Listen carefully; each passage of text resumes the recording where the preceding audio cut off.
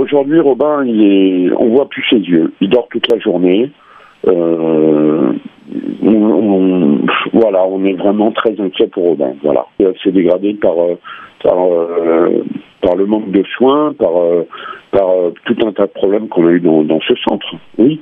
Il n'a pas de soins de rééducation, il n'a pas le protocole de soins qui a été engagé et négocié au ministère de la Santé n'est pas appliqué du tout. Et donc là, ça se ressent sur Robin. Madame Touraine fait la sourde oreille à ce qu'on lui demande. L'ARS Île-de-France font la sourde oreille. Ils ont planqué Robin là-bas après la grève de la faim. Ils nous ont menti. Et en fait, Robin n'a pas de protocole de soins qui avait été négocié, quoi. Il lui faut des soins constants et surtout, il y a des choses à faire sur le plan médical. Hein. Quand on est un petit peu malade, une infection urinaire par exemple ou quoi que ce soit, eh bien, il faut soigner, voyez. Et puis le fait de le laisser ne pas dormir toute la nuit, eh bien, il est mal toute la journée, il dort toute la journée. Le fait de ne pas le stimuler, de ne pas le solliciter, eh bien, Robin, il a que ça à faire, c'est de dormir. Alors nous, on arrive l'après-midi, et qu'est-ce qu'il fait? Il continue à dormir, il finit sa nuit, quoi. On est vraiment très inquiets. Parfois, j'arrive à le réveiller et je profite des phases de sommeil pour faire certains travaux.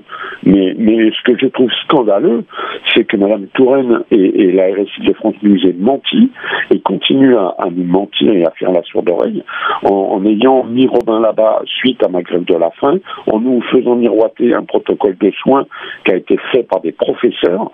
Et avec nous, on a mis 9 mois à l'élaborer et il n'est pas du tout mis en place. Ce qui fait que le résultat, Robin, son état se dégrade et on est très inquiet. Voilà. Et ça retarde encore l'échéance pour rentrer à la maison. C'était une sortie scolaire, faut pas oublier ça. Et Madame Touraine, s'en frotte les mains. La RSI de France s'en frotte les mains. Alors, pour ne pas avoir à lui donner, ils disent que Robin serait en état végétatif. Je voulais juger sur le site de l'association. Quelqu'un qui est en état végétatif n'est pas capable d'écrire son prénom, par exemple.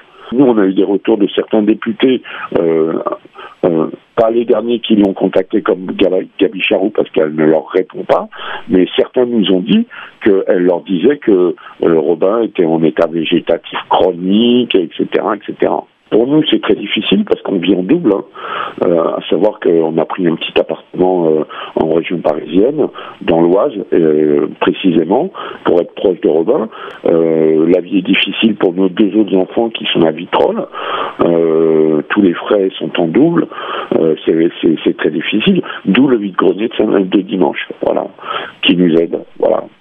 C'est vraiment extrêmement complexe à vivre en sachant que ça pourrait aller beaucoup plus vite si Robin avait les soins.